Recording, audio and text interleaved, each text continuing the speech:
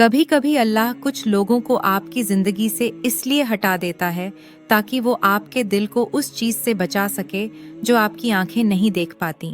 मैं मारियम हूँ और ये कहानी है कि कैसे अल्लाह ने मुझे तोड़ा ताकि मुझे फिर से बेहतर बना सके। उस दिन मैं कॉलेज में एक पेड़ के नीचे शांतिपूर्वक अपनी डायरी में कुछ लिख रही थी। तभी वो आया।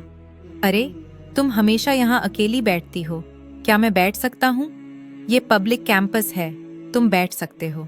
मैं जैद हूँ। मारियम, जो बातें आम सी लगती हैं वही गहराई में चली जाती हैं। जो बातें बिना मकसद के शुरू होती हैं वो अक्सर दर्द पर खत्म होती हैं। मुझे कभी नहीं लगा था कि मैं किसी से इतनी आसानी से बात कर पाऊंगा। मुझे भी नहीं, तुमसे बात करना आसान लगता है।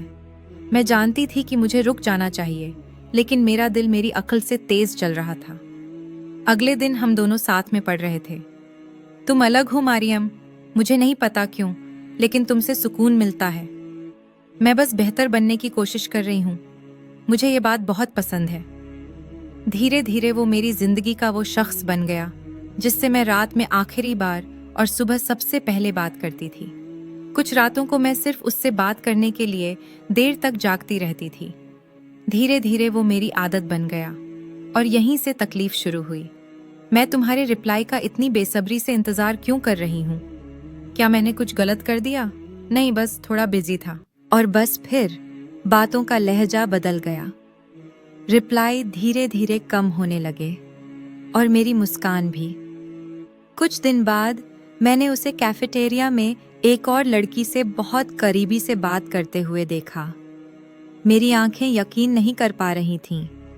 किसी को खो देना एक बात है, लेकिन ये जानना कि वो कभी तुम्हारा था ही नहीं, ये दूसरी बात है। तुमने कहा था मैं अलग हूं, तो क्या ये सब झूठ था? मारियम, मैंने कोई वादा नहीं किया था, हम बस बात कर रहे थे। बस बात कर रहे थे। मैंने तुम्हारे साथ अपने वो हिस्से शेयर किए जो कभी किसी को नहीं दिखाए थे। मैंने तुमसे ऐसा करने को नहीं कहा था। दिल चाकू से नहीं, लफ्जों से टूटता है। और फिर जहां सबसे ज्यादा दर्द था, वहीं मुझे कुछ उससे भी बेहतर मिला। मुझे फिर से अल्लाह मिल गया।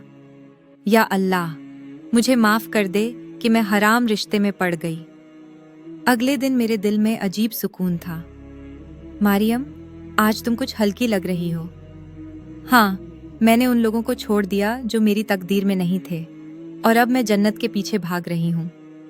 प्यारे दिल, अगली बार जब किसी से मोहब्बत करना तो निकाह के बाद करना, और ऐसा शख्स चुनना जो तुम्हें अल्लाह के करीब ले जाए, दूर नहीं।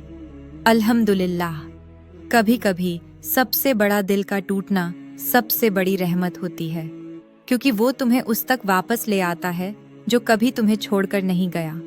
तो प्यारे भाइयों और बहनों, सब्र करो, यहाँ तक कि अल्लाह तुम्हें सही वक्त पर सही हमसफर से मिलवा दे। और ऐसी और इस्लामिक कहानियों के लिए सब्सक्राइब ज़रूर करें।